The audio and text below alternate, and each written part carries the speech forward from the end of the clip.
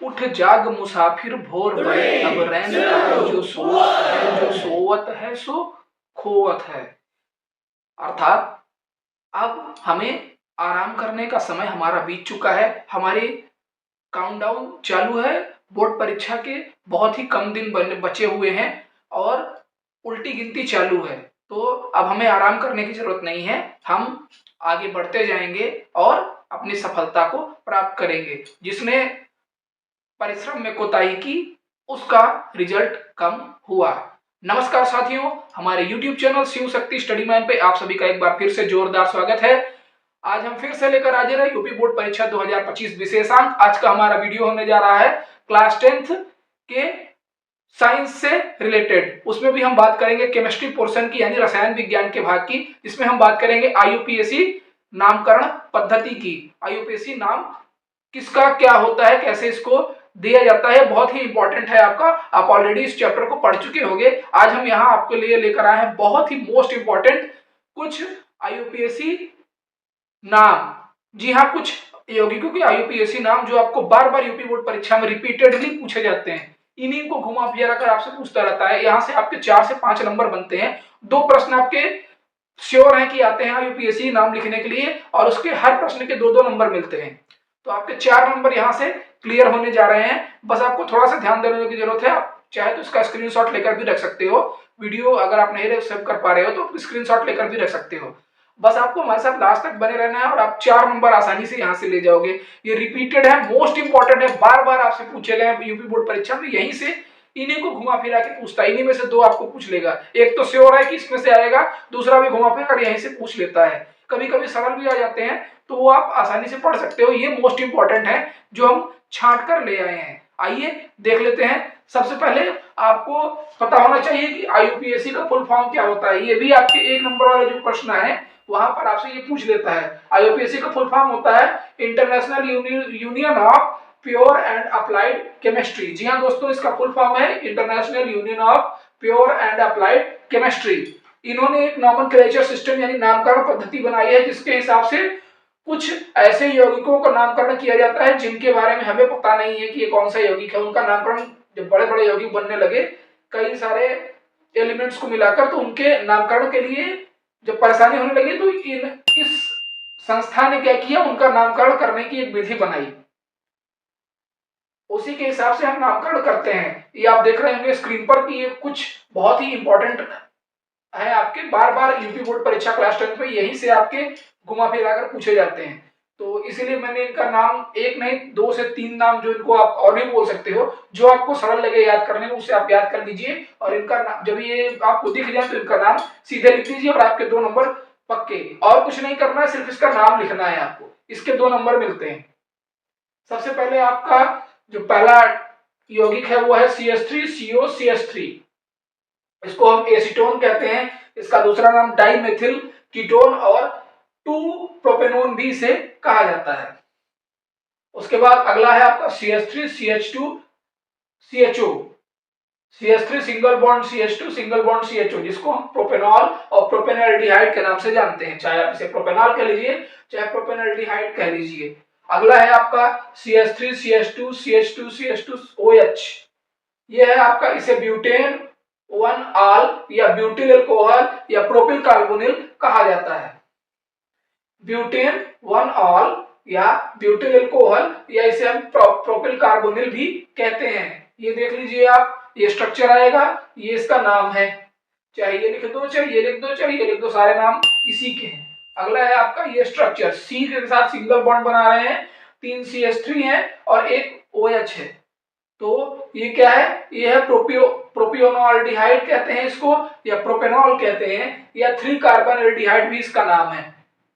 प्रोपियोनॉल्डिहाइड, propanol और 3 carbon aldehyde, ये तीनों में से कोई भी नाम आप इसका लिखेंगे तो सही है। ये तीनों नाम इसी यौगिक के हैं। अगला है आपका CH3 single bond CH, single bond CH2 single bond OH, और CH से एक सिंगल बॉन्ड CH3 इधर नीचे भी जुड़ा हुआ है। ये है आपका 3 मेथिल 1 ब्यूटेनॉल।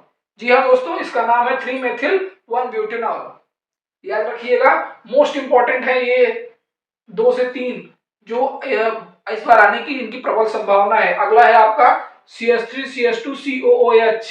जी हाँ दोस्तों, CH3CH2COOH ये है आपका प्रोपेनोइक एसिड, इसका नाम है प्रोपेनोइक एसिड। अगला है आपका CH2 या इसे हम CH2 डबल बॉन्ड CH2 भी लिख सकते हैं। ये है C2H4 या इसे हम लिख सकते हैं CH2 डबल बॉन्ड CH2। इसका नाम है इथेन, एटिलेनो या पॉलीथिलीन भी इसे कहा जाता है। इससे पॉलीथीन बनती है, वो यही तत्व है जिससे हम पॉलीथीन बनाते हैं, इसीलिए इसको पॉलीथिलीन या एटिलेनो या इथेन भी कहते हैं। कभी कभी पूछ लेते हैं कि इसका दूसरा नाम क्या है, एक तो नाम इथेन है, दूसरा नाम क्या है, दूसरा नाम एटिलेनो आप कह सकते हो या पॉलीथिलीन भी कह सकते हैं। ये आपसे डायरेक्ट बोल देगा पॉलीथिलीन का आईयूपीएसी नाम बताइए, तो पॉलीथिलीन का आईयूपीएसी नाम है C2H4 या C2 double bond CH2।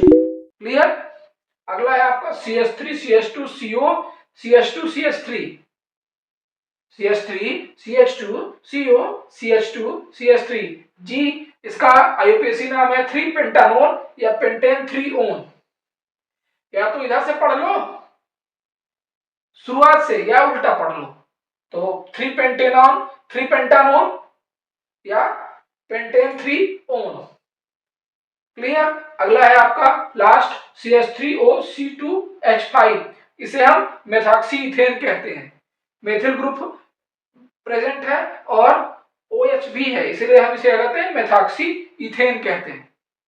Methoxy ethane ये आपके कुछ बहुत ही महत्वपूर्ण आईयूपीएसी नाम है यूपी बोर्ड परीक्षा के दृष्टि से, जो आगामी बोर्ड परीक्षा 2025 में आपके यहां से प्रश्न आ सकते हैं। ये आपके क्लास 10th के लिए बहुत ही इंपॉर्टेंट है। क्लास 10th की केमिस्ट्री के लिए जो आईयूपीएसी नाम आपके इंपॉर्टेंट है, उन्हें हम बाद में अगले दूसरे वीडियोस में साझा करेंगे। ये भी अगर आप चाहो तो देख सकते हो, मगर क्लास 10th के लिए मोस्ट इंपॉर्टेंट है। यहाँ से आपके हर साल प्रश्न पूछे जाते हैं और अगर ये पूछ लिए तो आपके 4 नंबर यहाँ से पक्के होते हैं। कभी कभी 1 नंबर में भी प्रश्न पूछ जाता है, इसलिए 4 से 5 नंबर हम यहाँ से मानकर चलते हैं कि 4 से 5 नंबर आपको यहाँ से मिलेंगे। इन्हें आपने रट लिया तो अच्छी बात है, नहीं तो आप इसका स्क्रीनशॉट लेकर ले लीजिए और इसे रट के रखिएगा। ये आपके एग्जाम में आएंगे ही आएंगे, यहीं से आपसे पूछा जाता है। अगर आपको हमारे बताने का तरीका, समझाने का तरीका अच्छा लग रहा हो, हमारा वीडियो पसंद आ रहा हो, आपके काम का हो, आपको इससे बेनिफिट हो रहा हो, तो प्लीज हमारे चैनल को सब्सक्राइब करिए, कंटेंट्स को पूरा पूरा वॉच करिए, लाइक करिए और अपने साथियों के साथ भी शेयर करिए। साथ ही आपसे एक बात और कहनी है दोस्तों, आप पहली बार बोर्ड एग्जाम में बैठने जा रहे हो तो कुछ उसके लिए स्पेशल टिप्स है, वो आप ध्यान रखिए। जब आप क्लास में बैठे तो अपने जो आपके इन्विजिलेटर हो, इन्विजिलेटर मतलब कि जो आपके परीक्षा कक्ष में जिनकी ड्यूटी लगी हो, जो वो कहें उस इंस्ट्रक्शन को वर्ड टू वर्ड कॉपी करिए, जो वो कहें जैसा वो कहें वैसा करिए। अगर आप और अपनी जो आप कॉपी फिल करेंगे, वो मोस्ट इंपॉर्टेंट बात ध्यान रखने वाली ये है कि जब आप कॉपी फिल करोगे तो उसमें कोई गलती नहीं होनी चाहिए, क्योंकि यूपी बोर्ड ने भी सख्त आदेश दे दिया है कि आप उसमें व्हाइटनर यूज नहीं कर सकते हो, कट पिट नहीं कर सकते, व्हाइटनर यूज नहीं कर सकते। अगर आपने व्हाइटनर यूज किया तो आपकी कॉपी चेक नहीं होगी, आपके परेशान रहोगे आपके रिजल्ट नहीं आया, क्यों नहीं आया। इसलिए मोस्ट इंपॉर्टेंट, बिना ध्यान से सुने कोई भी चीज भरिएगा नहीं। सारी की सारी चीजें आपको इंस्ट्रक्शन वहां पे दिया जाएगा, वो इस इंस्ट्रक्शन को फॉलो कीजिए और वैसे वैसे कॉपी में सारी चीजें आप अपने भरिए। और इस बात का विशेष ध्यान रखिए कि जो भी आपको चीजें भरनी है, चाहे सब्जेक्ट का नाम हो, सब्जेक्ट कोड हो, पेपर कोड हो या आपकी डीओबी हो, रोल नंबर हो, जहां पे जैसे लिखना है, जहां पे वर्ड्स में लिखना है यानी शब्दों में वहां शब्दों में, जहां अंकों में लिखना है यानी नंबर्स में वहां नंबर्स में, न्यूमरल्स में लिखिए। कहीं कोई गड़बड़ मत करिएगा। नाम कहीं नहीं लिखा जाता है, आपको ऑलरेडी पता होगा, नहीं पता है तो जान लीजिए कि आपको आपकी आंसर शीट पे कहीं नाम नहीं लिखना है आपका।